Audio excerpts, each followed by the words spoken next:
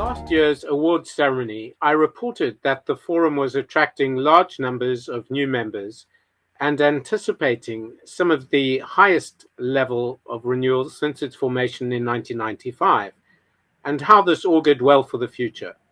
My core message today is very similar, with more new members and equally high levels of renewals. I would like to thank each and every member for their continued support and engagement. As a recognised representative body to government for the UK's largest sector, the forum is focused on a national priority that is also relevant to the professions, namely boosting business skills. Skills development matters for both firms and individuals. Firms want their people to stay up to date with best practice to enhance efficiency, productivity, and growth. Individuals want to develop new skills to enhance their salary prospects and career development. There is considerable evidence that investing in your people boosts their loyalty and engagement. However, we observe that many firms are impeded by a skills development gap. I'd therefore like to highlight 5 of our skills-based initiatives. Firstly, our Leadership Development Program. This is tailored to the needs of leaders at professional services firms. Each of the 6 modules centers on a half-day in-person workshop within a 2-day program of activities undertaken at the leader's own pace. This ensures that personal needs, aims, learning transfer, behavior changes, and organizational goals are achieved. Our thanks go to Kim Tasso for her invaluable input in researching and creating the program. Second, to complement the program, we have worked with the PM Forum to develop an innovative skills development platform for launch this autumn. This allows team leaders, L&D, mentors and coaches, peers and others to work together to fill gaps and reinforce progress across a mix of hard and soft skills. The USP of the new platform is its systemic integration of 6 core elements. First, specialist AV content relevant to PSF management from multiple sources. Second, mentoring support through our Mentor Match program. And then learning transfer through evaluation, sharing, and action plans. An academy with certificates for high performers. Directed and own firm content and shared frameworks. And finally, monitoring individual, team, and firm performance against KPI baselines. The third initiative is our formal peer groups, which go from strength to strength with more members than ever. Our thanks to moderators Richard Thorby and Nicole Backman, and to our head of memberships, Claire Mitchell, for her tenacity in forming new groups.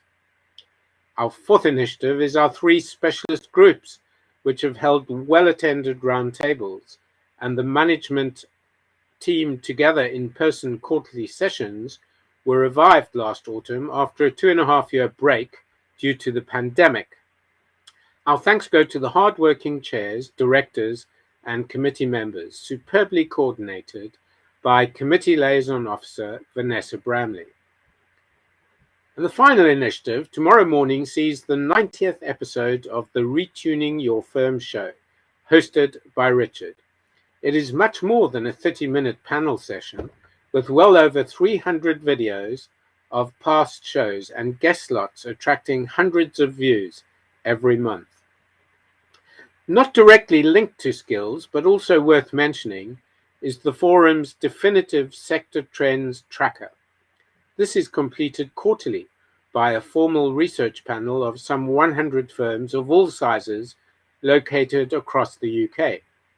Topics covered in the tracker include issues being discussed at partner meetings, business priorities and barriers to growth, projected activity levels, and anonymous messages to government, with formal responses from government.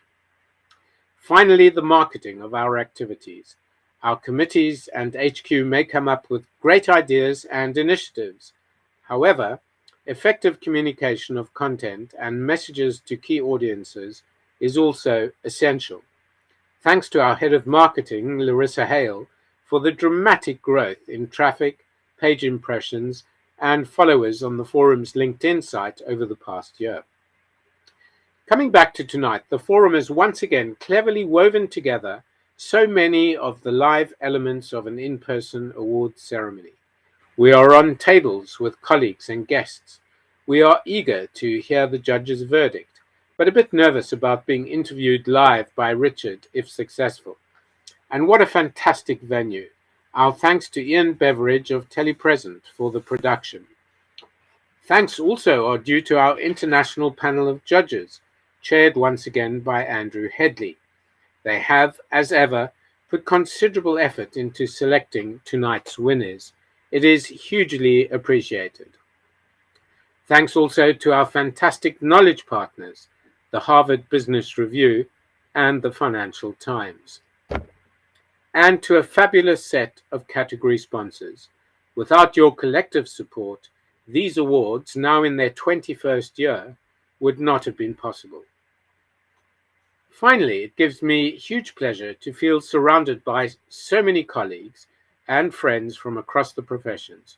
To all of you, thank you for finding the time to participate. And if you are from a shortlisted firm, best of luck.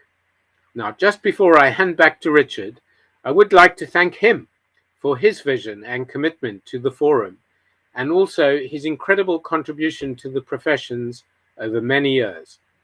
These awards are just one example of his creativity in encouraging and recognizing excellence in professional service firms. Richard, from all of us, thank you.